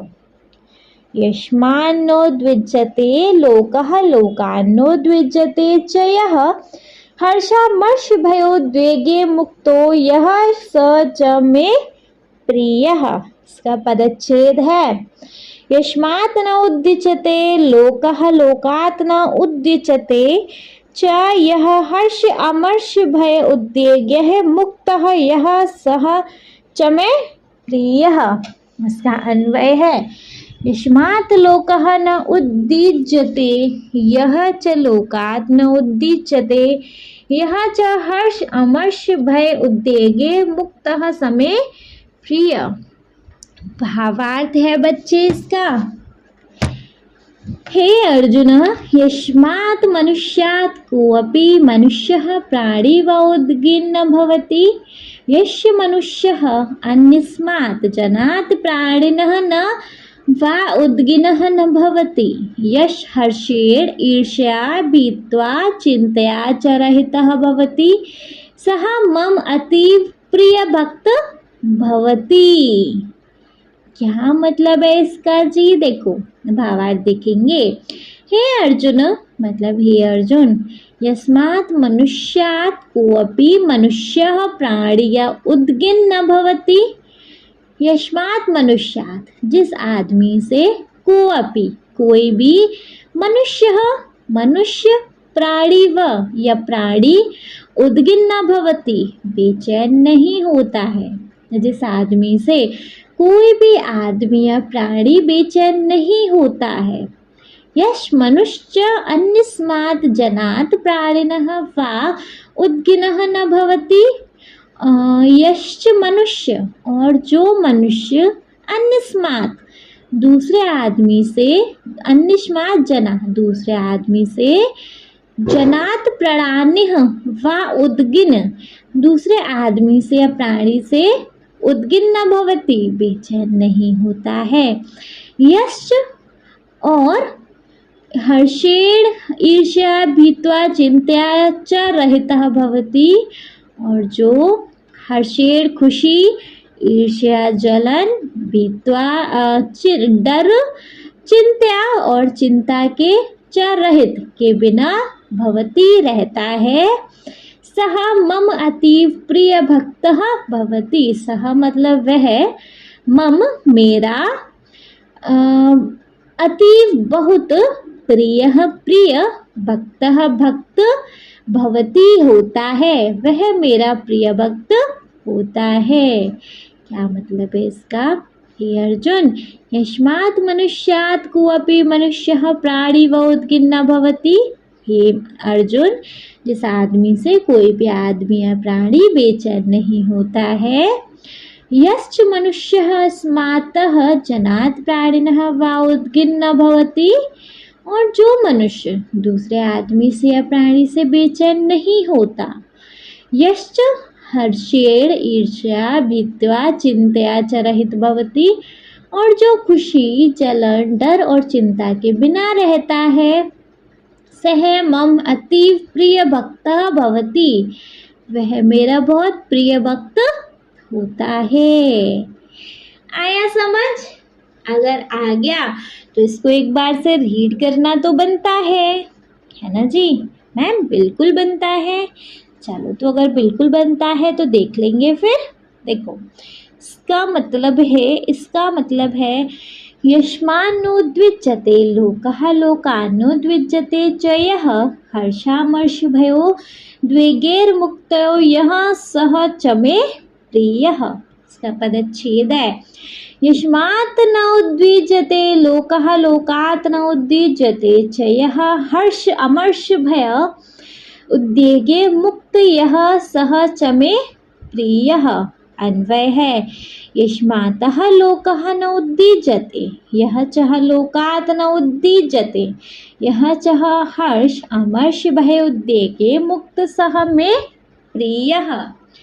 भावार्थ है बच्चे इसका, हे अर्जुन यस्मात् मनुष्यात् को अपि मनुष्यः प्राणी व उद्गिन्न भवति यश्च मनुष्यः अन्यस्मात् जनात् प्राणिनः व उदाग्गिनः न भवति यश्च हर्षेण ईर्ष्या भीत्वा चिन्तया च रहित भवति स मम अतीव प्रिय भक्तः भवति। मतलब हे अर्जुन जिस आदमी से कोई भी आदमी या प्राणी बेचैन नहीं होता है और जो मनुष्य दूसरे आदमी से या प्राणी से बेचैन नहीं होता है और जो खुशी जलन डर और चिंता के बिना रहता है वह मेरा बहुत प्रिय भक्त होता है। क्लियर है? अगर क्लियर है तो देखेंगे अपना लास्ट श्लोक। जी लास्ट श्लोक है अनुद्वेगकरं वाक्यं सत्यं प्रियहितं च यतं स्वधायाभ्यासनं चैव वाक्यं तप उच्यते। क्या है? 8th है क्या ये? खत्म इसके बाद? हाँ जी ये लास्ट। देखो अनुद्वेगकरं वाक्यं सत्यं प्रियहितं च यत स्वाध्यायाभ्यासनं चैव वाक्यं तप उच्यते। इसका पदच्छेद है अनुद्वेगकरं वाक्यं सत्यं प्रियहितं च यतं स्वाध्यायाभ्यासनं च एव वाक्यं तप उच्यते। इसका है अन्वय यद वाक्यम अनुद्वेगकरं सत्यं प्रियहितं च स्वाध्यायाभ्यासनं च एव वाक्यं तपः उच्यते। इसका भावार्थ है यत् अनुद्वेगकरं सत्यं प्रियकरं हितकरं च भाषणं स्यात् तत् वाक्यं तपः इति कथ्यते। शास्त्रादीनां स्वाध्यायः तेषाम् अभ्यासः च वाचिकः तपः कथ्यते तथा स्वाध्यायः अभ्यासश्चापि यथा विधिः वाक्यं तपः इति उच्यते। अतः विद्यार्थिभिः स्मरणीय यत्। ठीक है नेक्स्ट नीचे एक श्लोक है प्रिय वाक्य प्रदानेन सर्वे तुष्यन्ति जन्तवः तस्मात् तदेव वक्तव्यं वचनेन का दरिद्रता। ठीक है चलो भावार्थ पे आएंगे। यत् अनुद्वेगकरं सत्यं प्रियकरं हितकरं च भाषणं स्यात् तत् वाक्यं तपः इति कथ्यते। यत जो अनुद्वेगकरम किसी को अनुद्वेग दुख या बेचैनी ना पहुँचाए, सत्यम सच, प्रियकरम प्रिय और हित की बात हो, प्रियकरम हितकरम प्रिय और हित की बात हो, च भाषणम स्यात् वह वाचिक तपस्या कहलाता है। ठीक है तत् वाक्य तपम इति कथ्यते वह वाचिक तपस्या कहलाता है। नेक्स्ट है शास्त्रादीनां स्वाध्यायः तेषाम् अभ्यासः च वाचिकं तपः कथ्यते। शास्त्रादीनां शास्त्रों का स्वयं अध्ययन करना, तेषाम् अभ्यासं च और उन अभ्यास बोलने की तपस्या कहा जाता है। च वाचिकम तपः कथ्यते बोलने की तपस्या कहा जाता है। तथा स्वाध्यायः वैसे स्वाध्याय अभ्यास शापी, वैसे स्वाध्याय और अभ्यास की भी यथाविधि वाक्य तपः इति उच्यते। अभ्यास की प्रक्रिया के अनुसार वाक्य में तप कहते हैं। अतः विद्यार्थी भी इसीलिए छात्रों को स्मरणीय यत याद रखना चाहिए, इसलिए विद्यार्थियों को याद रखना चाहिए। प्रिय वाक्य प्रदानेन सर्वे तुष्यन्ति जन्तवः तस्मात् तदेव वक्तव्यम् वचनेन का दरिद्रता, इसलिए विद्यार्थियों को याद रखना चाहिए। अच्छी बात बोलने से सभी प्राणियां खुश हो जाते हैं, इसलिए हमेशा अच्छा ही बोलना है, क्योंकि अच्छी बातों की कोई कमी नहीं है। क्लियर है? अच्छे से समझ आया? नहीं आया तो बता दीजिएगा। वंस रीड करेंगे इस श्लोक को। अनुद्वेगकरं वाक्यं सत्यं प्रियहितं च यतं स्वधायाभ्यसनं चैव वाक्यं तप उच्यते। इसका पदच्छेद है अनुद्वेगकरं वाक्यं सत्यं प्रियहितं च यत् स्वधायाभ्यसनं च एव वाक्यं तप उच्यते। इसका अन्वय है तद्वाक्यम अनुद्वेगकरं सत्यं प्रियहितं च स्वधायाभ्यसनं च एव वाक्यं तपः उच्यते। इसका भावार्थ है यत अनुद्वेगकरं सत्यं प्रियकरं हितकरं च भाषणं स्यात् तद्वाक्यं तपः इति कथ्यते। शास्त्रादीनां स्वधायः तेषाम् अभ्यासः च वाचिकं तप कथ्यते, तथा स्वधायः अभ्यास चापि तथा विधि वाक्यं तपः इति उच्यते। अतः विद्यार्थिभिः स्मरणीय यत् प्रियवाक्य प्रदानेन सर्वे तुष्यन्ति जन्तवः तस्मात् तदेव वक्तव्यं वचनेन का दरिद्रता। देखो, मतलब जो किसी का उद्वेग, दुखी या बेचैनी ना पहुंचाए, सच प्रिय और हित की बात हो, वह वाचिक तपस्या कहलाता है। शास्त्रों का स्वयं अध्ययन करना और उनका अभ्यास वाचिक तपस्या कहलाता है, तपस्या कहा जाता है, वैसे स्वाध्याय और अभ्यास भी प्रक्रिया के अनुसार वाक्य में तप कहते हैं। इसलिए छात्रों को याद रखना है कि अच्छी बात बोलने से सभी प्राणियां खुश हो जाते हैं, इसलिए हमेशा अच्छा ही बोलना है, क्योंकि अच्छी बातों की कोई कमी नहीं है। क्लियर है बच्चे? आई होप इस चैप्टर का एक्सप्लेनेशन आपको अच्छे से क्लियर हो गया होगा। बट हाँ, स्टिल अगर कोई डाउट है तो आपकी रुचि मैम आपके लिए फॉरएवर है। आप कमेंट बॉक्स में कमेंट्स ड्रॉप करिएगा कि मैम हमको नहीं समझ आया, आप हमको वापस से अच्छे से समझाओ, इस शब्द का मतलब बताओ, सारा कुछ बताएंगे ना? ठीक है, चलो।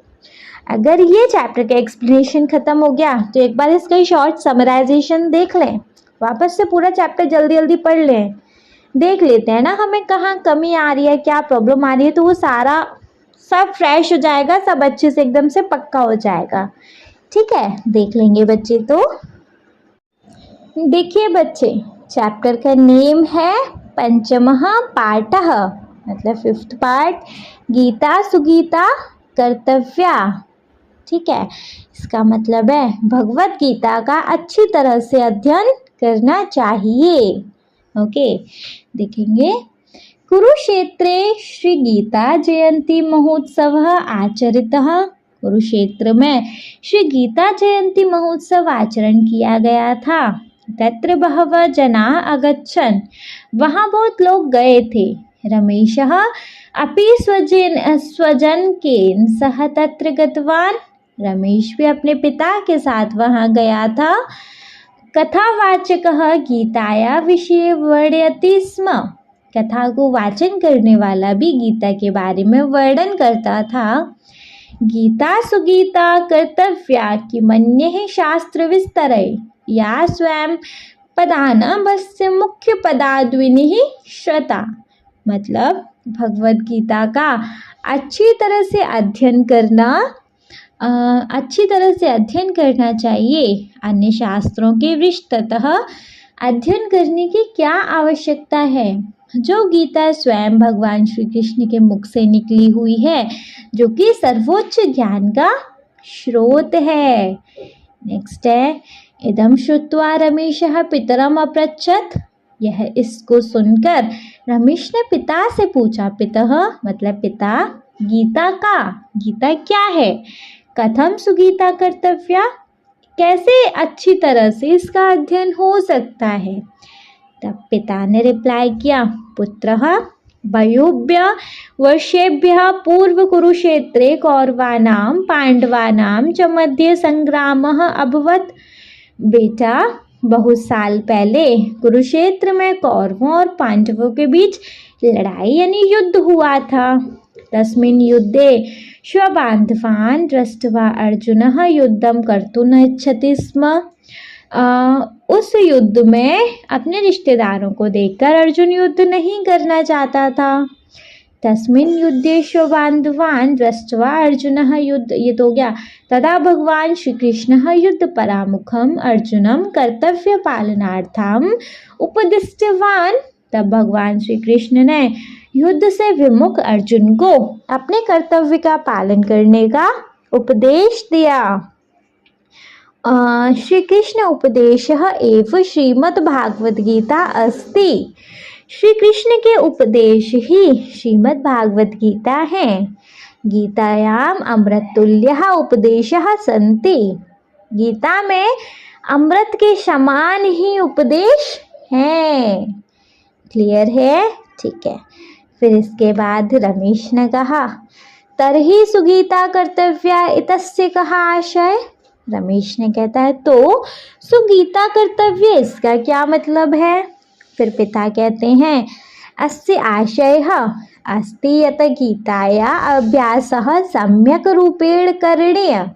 इसका अर्थ है कि गीता का अभ्यास अच्छी तरह से करना चाहिए। गीता उत्तम भावेन पठित्वा, गीता को अच्छी भावना से पढ़ना चाहिए। कार्य क्षेत्रे जीवन क्षेत्रे च गीतायाः उपदेशः अनुपालनीय, और अपने काम में और जीवन में गीता के उपदेशों का पालन करना चाहिए। अस्मिन् पाठे वयं श्रीमद्भागवताया काश्चन श्लोकानां पठाम। इस पाठ में हम श्रीमद् भागवत गीता के कुछ श्लोकों को पढ़ते हैं। वयं श्लोकानां मिलित्वा गायामः अपि, हम श्लोकों को मिलकर भी गाते हैं। भैया क्या ही श्लोक हैं, चेक करेंगे। पहला है, दुखेष्णु द्विगिन मनः सुखेषु विगतस्पः वीतराग भय क्रोधः स्थितिर् मुनि रुच्यते। इसका पदच्छेद है, दुखेषु अनि द्विग्नि मनः सुखेषु विगतस्पः वीतराग भय क्रोधः स्थितिर् मुनि उच्यते। अन्वय है, दुखेषु अनिद्विग्न मनः सुखेषु विगतस्पः वीतराग भय क्रोधः मुनि स्थितिः उच्यते। भावार्थ है, यह मनुष्य आपातकालेषु उद्वेगं न अनुभवति। जो आदमी दिक्कत या मुश्किल के समय में बेचैनी या घबराहट उसको नहीं होती है, यह सुख प्राप्ते अपि निस्पृह भवति। जो सुख को पाने की भी इच्छा नहीं रखता है, यह इच्छा आसक्ति भय क्रोध एतेभ्यः मुक्त भावते। जो ख्वाहिश, मन का लगाव, डर, गुस्सा, इन सबको छूट जाता है, सह मौनी पुरुषः स्थित प्रज्ञ भवति। वह ना बोलने वाला व्यक्ति स्थित प्रज्ञ बनता है। नेक्स्ट है, क्रोधाद्भवति सम्मोह सम्मोहात् श्रमति विभ्रमः श्रमति वृषादः बुद्धिनाशो बुद्धिनाशात् प्रणश्यति। पदच्छेद है, क्रोधात् भवति सम्मोह सम्मोहात् श्रमति विभ्रमः श्रमति वृषांत बुद्धिनाशः बुद्धिनाशात् प्रणश्यति। अन्वय है, क्रोधात् सम्मोह भवति सन्मोहात् श्रमति विभ्रमः श्रमति प्रशांत बुद्धिनाशः बुद्धिनाशात् प्रणश्यति। भावार्थ है मानवस्य यदा क्रोधः भवति तदा क्रोधात् अविवेकः उद्दीप्यते। आदमी जब गुस्सा होता है तब गुस्से से अविवेक या मूर्खता आ जाती है। अविवेकात् आत्मानां विस्मरति, मूर्खता से वह खुद को भूल जाता है। किम योग्यम किच्च अयोग्यम इति अविचिन्त्य क्रोधात् व्यामोह प्राप्तोन्नति। जब ज़्यादा घबरा क्या अच्छा है क्या बुरा, बिना सोचे गुस्से से घबरा जाता है या भ्रम हो जाता है। तदा अधिक व्यामोह भवति तदा मनुष्यस्य स्मृतिः निष्क्रिया नष्टा च भवति। जब ज़्यादा घबरा जाता है तो आदमी याददाश्त काम नहीं करती और नुकसान हो जाता है। स्मृति नाशत बुद्धि नाश्यति, याददाश्त को जाने से अक्ल कम हो जाती है, अक्ल खत्म हो जाती है। बुद्धि नाशात स मनुष्य विनाशः प्राप्तोन्नति, अक्ल या बुद्धि नाश होने से आदमी का विनाश हो जाता है। क्लियर है? चलो थर्ड वन है तो दिन्दिः प्रणिपातेन परिप्रशेन सेवया उपदेश्यन्ति ते ज्ञानम ज्ञानिन सत्वदर्शिनिः। इसका पदच्छेद है तद्विधि प्रणिपातेन परिप्रशेन सेवया उपदेश्यन्ति ते ज्ञानम ज्ञानिः तत्वदर्शिनिः। इसका अन्वय है तद प्रणिपातेन सेवया परिप्रशेन विद्धि ते तत्वदर्शिनिः ज्ञानिनः ज्ञानमं उपदेश्यन्ति। भावार्थ है भगवान श्री कृष्ण अर्जुनम उपदिशति, हे अर्जुन भगवान गुरो समीपम गत्वा यथार्थम ज्ञानम प्राप्तुम प्रयासं करोतु। भगवान विनीतः जिज्ञासुः च भूत्वा गुरोः सेवां करोति। तत्त्वज्ञानी गुरु भवति ज्ञानं प्रदास्यति। यतः ते सतस्य दर्शनं कृतवन्तः ते एव यथार्थ ज्ञानिनः भवन्ति।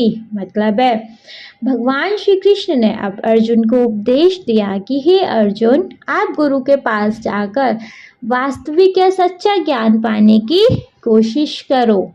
आप विनम्र और उत्सुक बनकर गुरु की सेवा करो। तत्वज्ञानी गुरु आपको ज्ञान देता है। जो सच्चाई का दर्शन किए थे वे ही वास्तविक या सच्चा ज्ञानी होते हैं।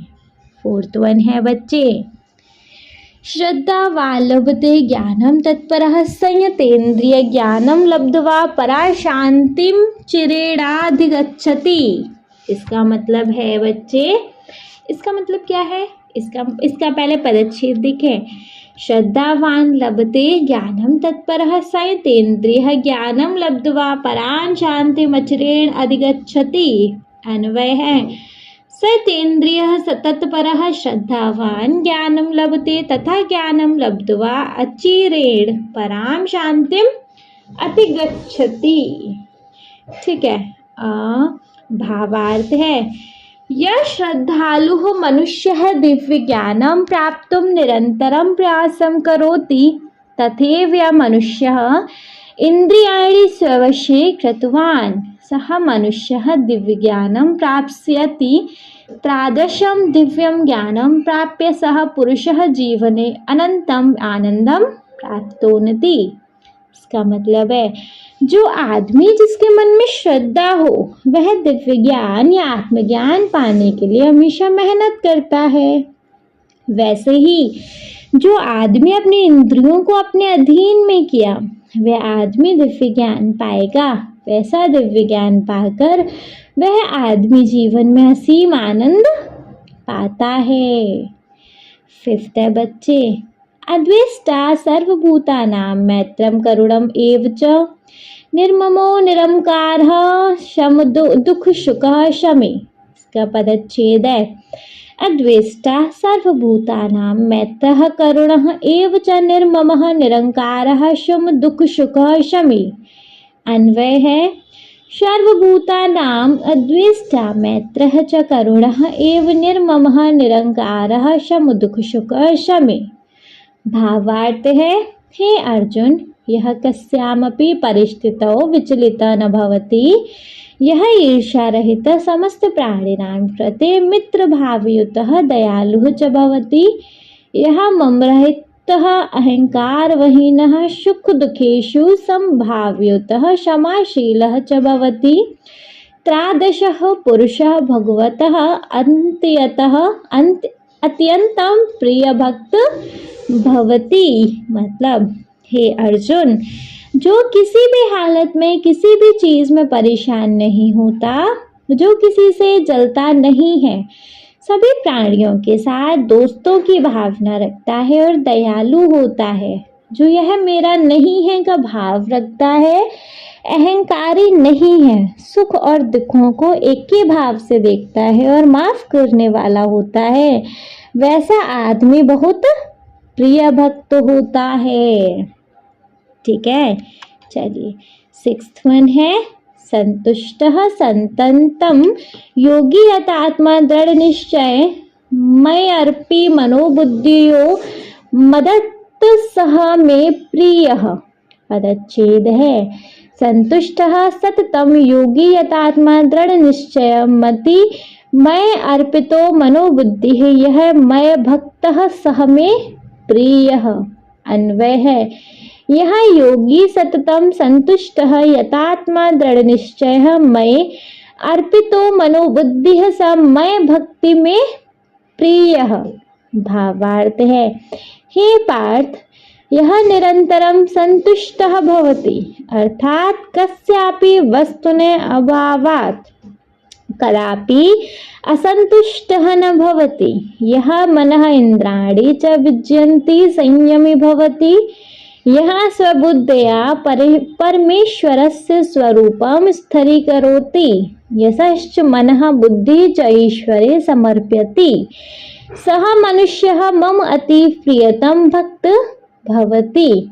मतलब है इसका, हे अर्जुन, जो हमेशा खुश रहता है, मतलब कोई भी चीज ना हो, कभी भी दुखी नहीं होता, जो मन और इंद्रियों को जीतकर मन और इंद्रियों को काबू रखता है, जो अपनी बुद्धि से भगवान के स्वरूप को खुद पर स्थिर करता है और जो मन और बुद्धि को ईश्वर को समर्पित करता है, वह मनुष्य मेरा अत्यंत प्रिय भक्त होता है।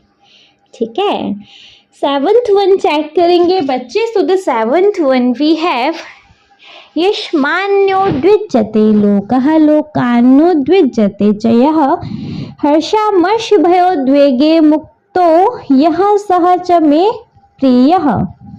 पदच्छेद है इसका, यस्मात् च अद्विज्यते लोकः लोकात् न उद्विज्यते च यः हर्ष अमर्ष भय उद्वेगे मुक्तः यः सः च मे प्रियः। अन्वय है यस्मात् लोकः न उद्विज्यते यः च लोकात् न उद्विज्यते यः च हर्ष अमर्ष भय उद्वेगे मुक्तः सः मे प्रियः। भावार्थ है हे अर्जुन, यस्मात् मनुष्यात् कोऽपि मनुष्यः प्राणी वा उद्विग्नः भवति, यश मनुष्यः अन्यस्मात् जनात् प्राणिनः वा उद्विग्नः भवति, यश्च हर्षेण ईर्ष्या भीत्या चिन्त्या च रहितः भवति, सः मम अतीव प्रिय भक्तः भवति। मतलब हे अर्जुन, जिस आदमी से कोई भी आदमी या प्राणी बेचैन नहीं होता है और जो मनुष्य दूसरे आदमी से या प्राणी से बेचैन नहीं होता है और जो खुशी जलन डर और चिंता के बिना रहता है, वह मेरा बहुत प्रिय भक्त होता है। ठीक है, चलो लास्ट वन चेक कर लेंगे। अनुद्वेगकरम वाक्यम सत्यम प्रियहितम च यत्, इसका नीचे लाइन है स्वधायाभ्यासनम चैव वाक्यम तप उच्यते। इसका पदच्छेद है अनुद्वेगकरम वाक्यम सत्यम प्रियहितम च यत् स्वधाय भाषणम च एव वाक्यम तप उच्यते। अन्वय है इसका, यद वाक्यम अनुद्वेगकरम सत्यम प्रियहितम च स्वधायाभ्यासनम चैव वाक्यम तप उच्यते। भावार्थ है यत् अनुद्वेगकरं सत्यं प्रियकरं हितकरं च भाषणं स्यात् तत् वाक्यं तप इति कथ्यते। शास्त्रादीनां स्वधाय तेषाम् अभ्यासः च वाचिकं तप कथ्यते। तथा स्वदायः अभ्यासश्चापि यथाविधि वाक्यं तप इति उच्यते।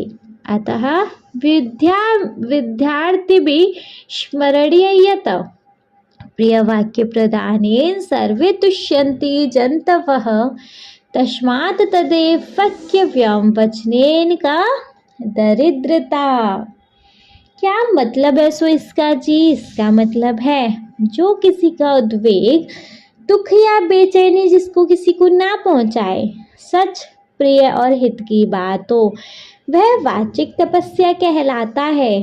शास्त्रों का स्वयं अध्ययन करना और उनका अभ्यास वाचिक तपस्या कहलाता है। जैसे स्वाध्याय और अभ्यास की प्रक्रिया के अनुसार वामंग्य तप कहते हैं। इसलिए छात्रों को याद रखना चाहिए कि अच्छी बात बोलने से सभी प्राणियों खुश हो जाते हैं। इसलिए हमें हमेशा अच्छा ही बोलना है, क्योंकि अच्छी बातों की कोई कमी नहीं। क्लियर? अच्छे से समझ आया? किस किस को समझ में आया जी? हैंड रेज कीजिएगा। मैम कैसे हैंड रेज करें? कोई बात नहीं, कमेंट बॉक्स में हैंड रेज का ऑप्शन आ सकता है नहीं, तो वहाँ कर दीजिएगा कि मैम हमको बहुत अच्छे से समझ आ गया, पूरा एक्सप्लेनेशन क्लियर हो गया। ऐसा तो कर सकते हैं ना? चलिए ठीक है, नेक्स्ट वीडियो में देखेंगे हम इस चैप्टर के एक्सरसाइज। आई होप वहाँ पे आप सब ऐसे प्रेजेंट होंगे, बहुत सारे व्यूज़ के साथ, ओके, एंड बहुत सारे लाइक के साथ भी, okay. Thank you so much.